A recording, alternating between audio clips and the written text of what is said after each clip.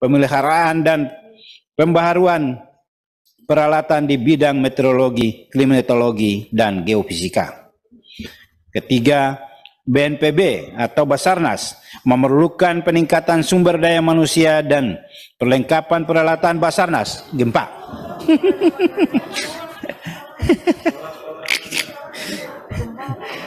Ini BMKG bikin gempa ini.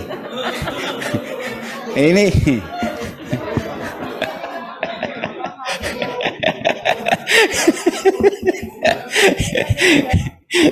mohon maaf kalau ada gempa bersembunyi di bawah meja. Ini lihat ini, harus ikut kepala BMKG. Iya, kepala Basarnas belum ikut. BMKG udah langsung masuk meja. Iya.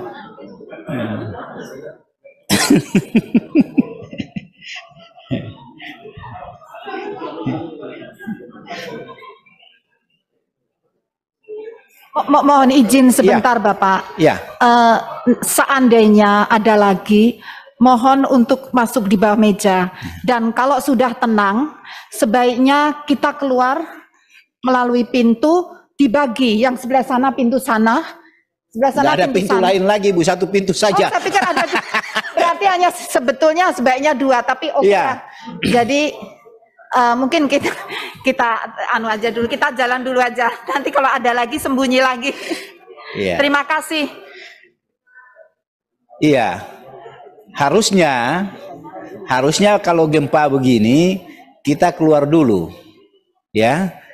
Tunggu mungkin 30 menit kemudian baru kita masuk lagi. Jadi saya skor kita keluar dulu lah. Ya. Mumpung tenang kita keluar dulu. Iya. Ya, betul. Iya. Iya.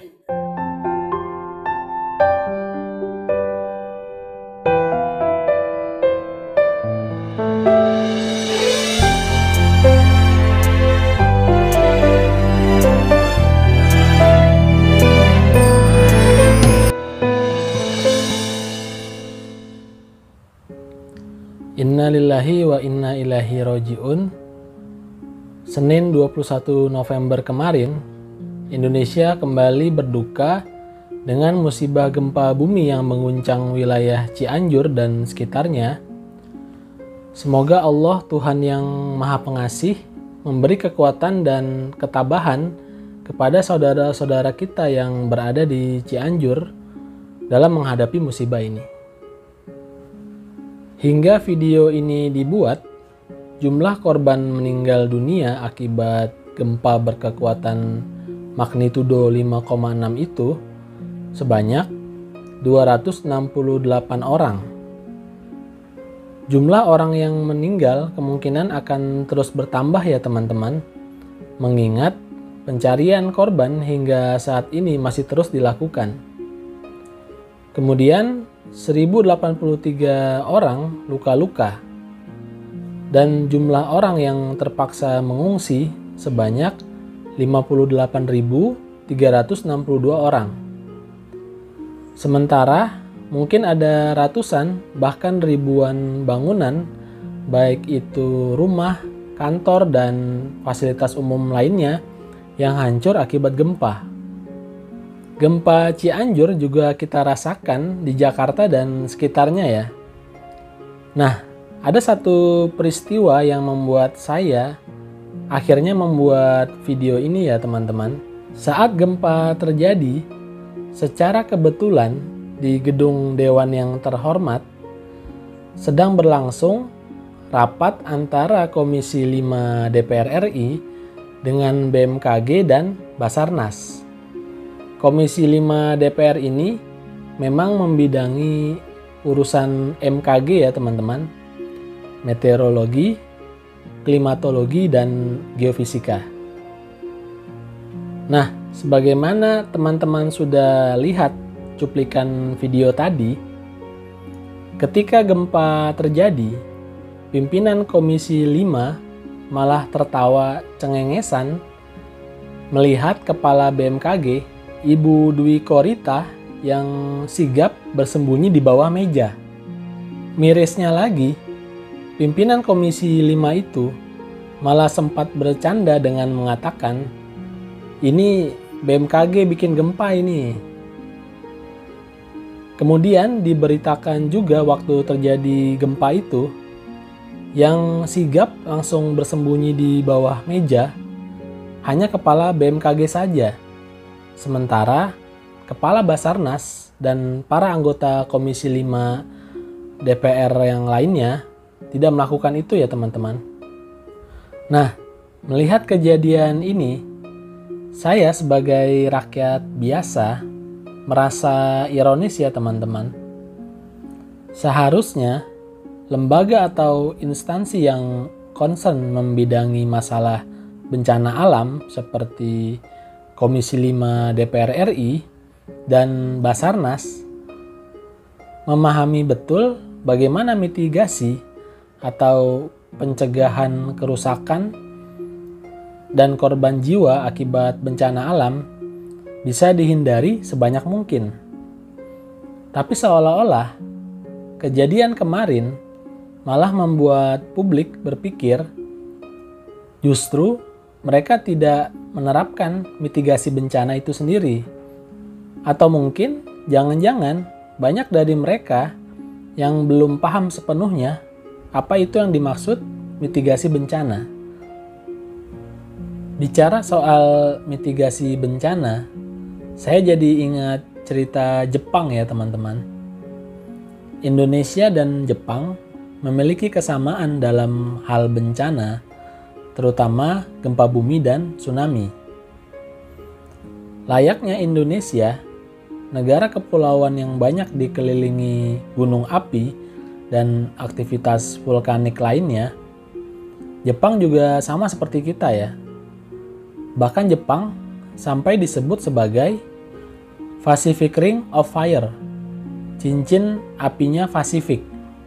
Nah, setelah terjadi gempa dan tsunami dahsyat 9,1 magnitudo di Tohoku, Jepang tahun 2011 yang lalu ya, dan menewaskan lebih dari 15.000 orang, Jepang betul-betul serius belajar dari masa lalu.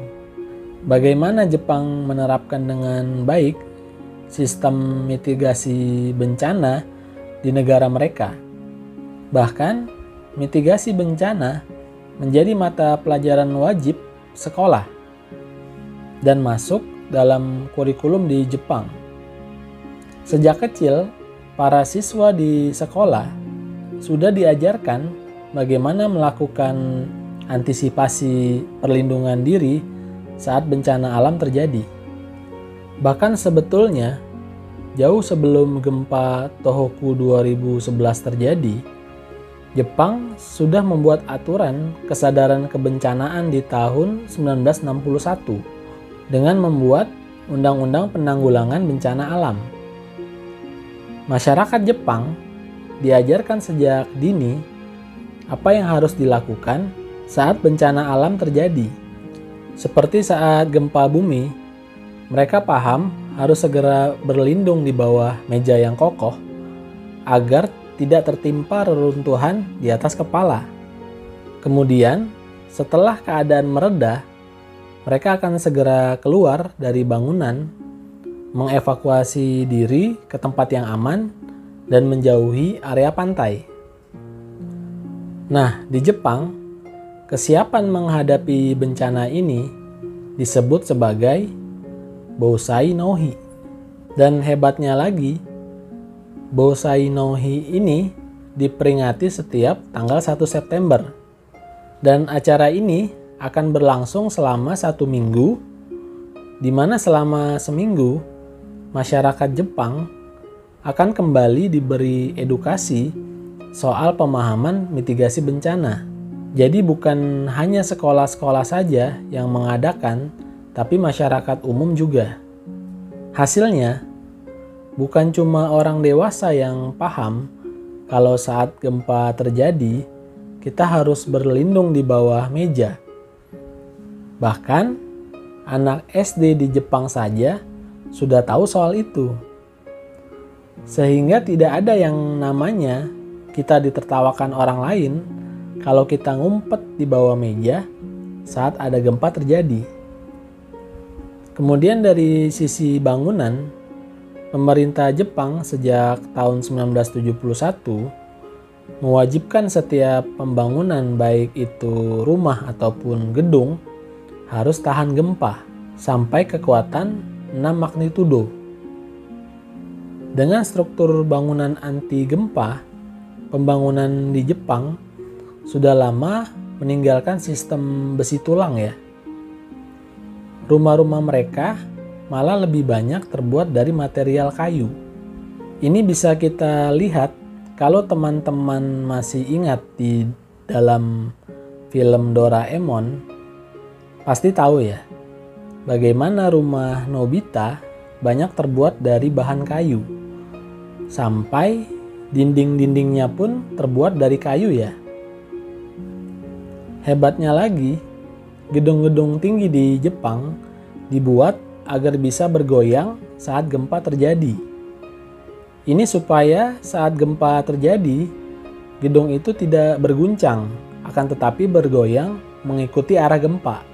Hal ini bertujuan agar bangunan tidak rusak akibat energi yang dihasilkan oleh gempa. Kemudian lebih tegas lagi, pemerintah Jepang akan melarang setiap daerah yang rawan gempa atau daerah yang sudah pernah terjadi gempa untuk dibangun sebagai kawasan pemukiman.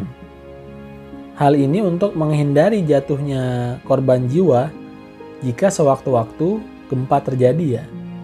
Nah, bicara soal rumah tahan gempa, kemarin saya dengar dari Pak Surono, teman-teman mungkin tahu ya, beliau adalah pakar geologi dan pernah menjadi kepala pusat vulkanologi. Saat ditanya tanggapannya soal gempa Cianjur, beliau mengatakan bahwa sebetulnya bangsa Indonesia punya kearifan lokal soal rumah tahan gempa. Leluhur kita dari zaman dulu sebetulnya sudah mengajarkan untuk membangun yang kita kenal sebagai rumah panggung ya. Nah, rumah panggung berbahan kayu ini bukan tanpa alasan ya. Ternyata memang struktur rumah panggung di daerah-daerah yang banyak dikelilingi gunung dan rawan gempa lebih aman untuk ditinggali karena lebih tahan gempa dibandingkan rumah berbahan semen atau pasir.